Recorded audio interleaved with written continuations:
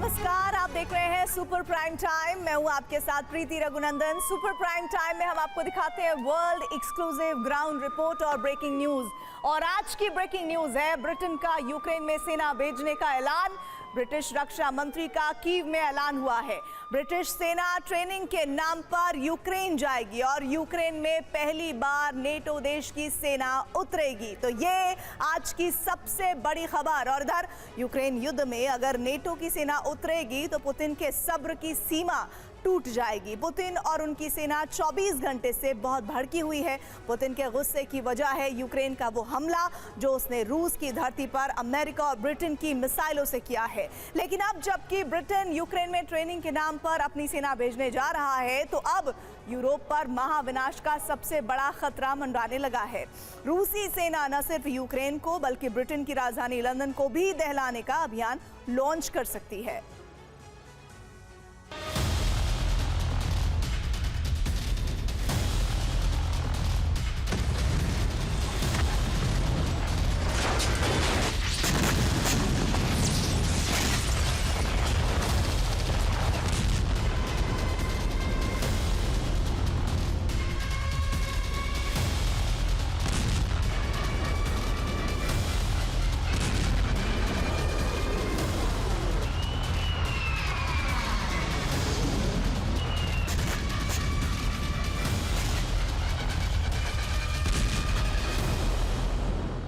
युद्ध में विनाश का परमाणु सत्र शुरू हो सकता है।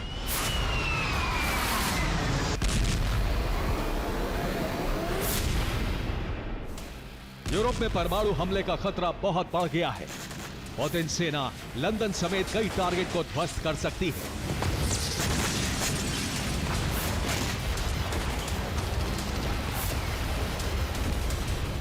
प्रलय की सबसे बड़ी बारूदी आग भड़कने की आशंका बढ़ गई है।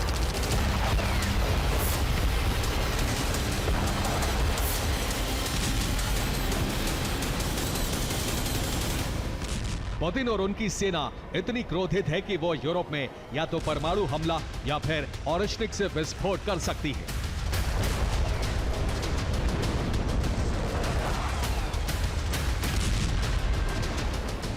रूस के इस क्रोध का कारण है यूक्रेन का वो हमला जो उसने पश्चिमी देशों के हथियारों से रूस की धरती पर किया है।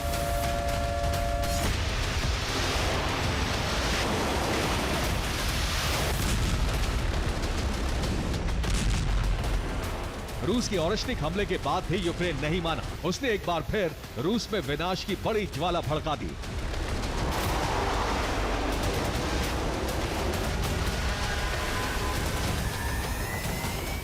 इस बार रूस में यूक्रेन ने अटैक एमएस, स्टॉर्म शैडो और ड्रोन से एक साथ भीषण हमला किया।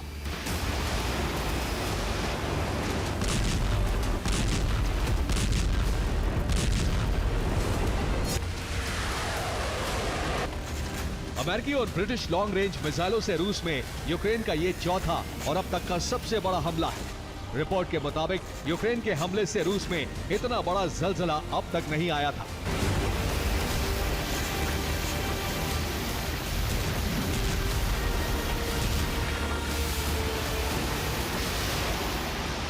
यूक्रेन के टारगेट पर इस बार रूस का रोस्तोव प्रांत था।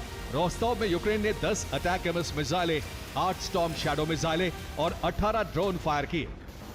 ये सभी प्रक्षेपास्त्र एक साथ फायर किए गए। परिणाम यह हुआ कि रोस्तोव बारूदी आग में जलने और धधकने लगा।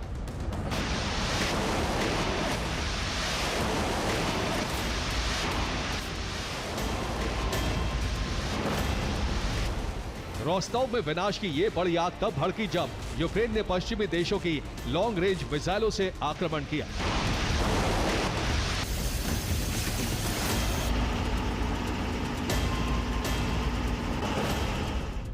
यूक्रेन के हमले से नोवोशकतिस्क रिफाइनरी धू कर जल गई। ये रिफाइनरी रूस की टॉप 10 ऑयल रिफाइनरीज में से एक है। यहां हर दिन 1,73,000 बैरल तेल का उत्पादन होता था।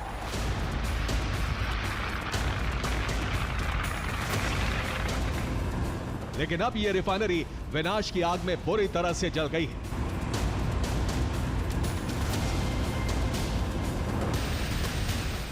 यूक्रेन के हमले से रोस्टोव में 3 फैक्ट्रियां और 2 पावर स्टेशन भी जल गए।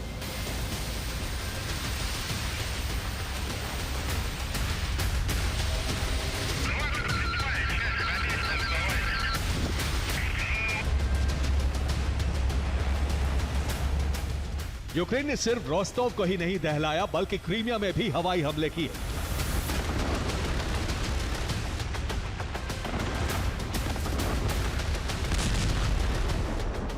यूक्रेनी एयरफोर्स ने खेरसोन से क्रीमिया की तरफ स्टॉर्म शैडो मिसाइलें फायर की। रिपोर्ट के मुताबिक क्रीमिया में भी आधी रात कई धमाके हुए।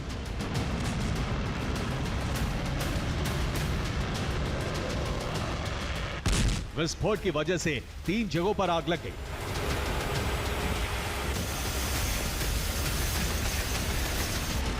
रूसी धरती पर यूक्रेन के इसी हमले के बाद पुतिन और उनकी सेना आउट ऑफ कंट्रोल हो गई है। क्रेमलिन से जुड़े सूत्रों के मुताबिक आज रात ही पुतिन प्रतिशोध का ऑर्डर दे सकते हैं। इस बार रूस यूरोप पर आक्रमण कर सकता है। रूस का पहला टारगेट लंदन हो सकता है।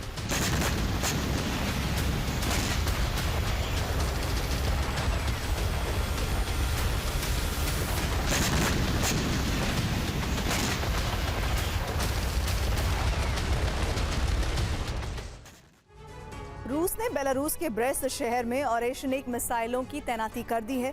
रूस का पहला टारगेट ब्रिटेन की राजधानी लंदन है। लंदन और ब्रेस्ट की दूरी 1850 किलोमीटर है।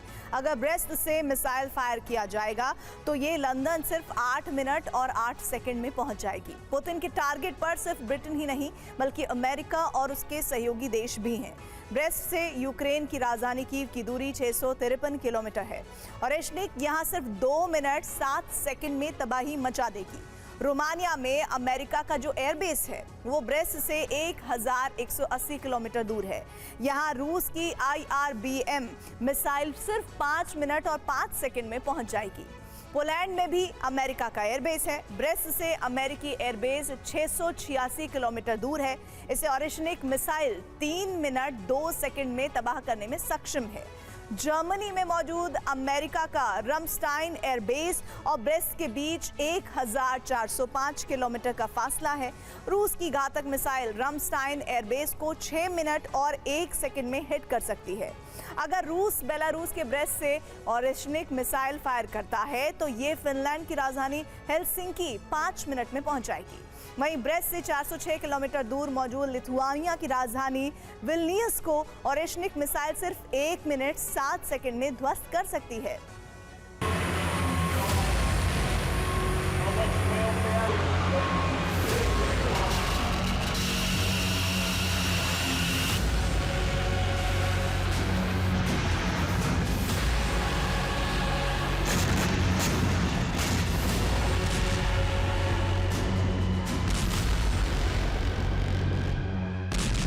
रूस पर यूक्रेन ने जो हमला किया है वो रूस के न्यूक्लियर और बायोलॉजिकल सेना के हेड इगोर की हत्या के तीसरे दिन हुआ है।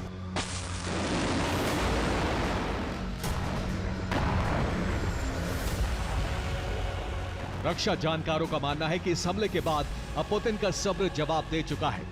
माना जा रहा है कि आज रात ही पुतिन अपनी सेना को जवाबी कार्रवाई का आदेश दे सकते हैं।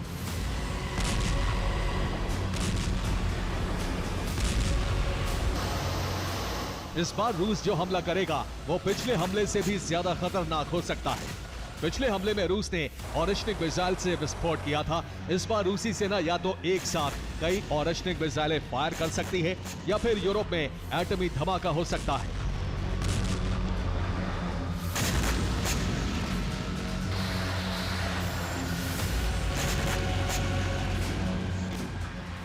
यूरोप में परमाणु हमले की आशंका तब बढ़ गई जब रूस के उप विदेश मंत्री सरगई ryabkov ने कहा कि पश्चिमी देश रूस को परमाणु हथियारों का इस्तेमाल करने के लिए मजबूर कर रहे हैं।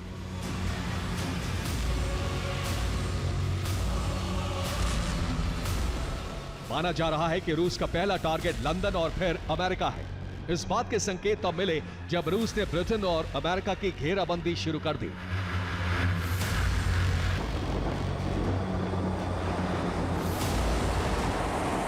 रूस ने अमेरिका के पास अलास्का में 2 Tu-95 परमाणु बॉम्बर भेज दिए। इस तैनाती से रूस ने अमेरिका की आसमानी घेराबंदी कर दी है। भूमध्य सागर में रूस ने मजोर्का आइलैंड के पास अपने युद्धपोत तैनात कर दिए हैं।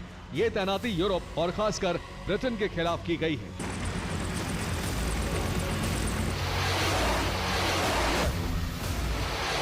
सूत्रों के मुताबिक रूसी सेना गुप्त रूप से यूरोप की घेराबंदी कर रही है। घेराबंदी के साथ ही पुतिन का ऑपरेशन यूरोप शुरू हो सकता है।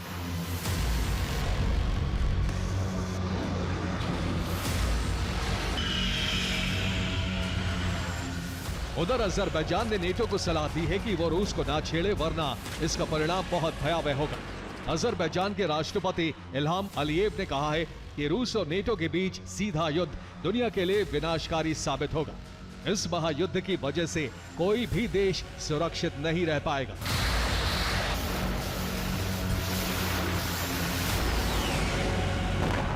ये आशंका यूं ही नहीं है। नेटो रूस के खिलाफ जो षड्यंत्र रच रहा है, उससे पुतिन बहुत भड़के हुए हैं। पुतिन का आक्रामक रुख इस बात का संदेश दे रहा है कि वो किसी भी वक्त परमाणु प्रलय का बटन दबा सकते हैं। Bureau report, TV9 Bharatvarsh.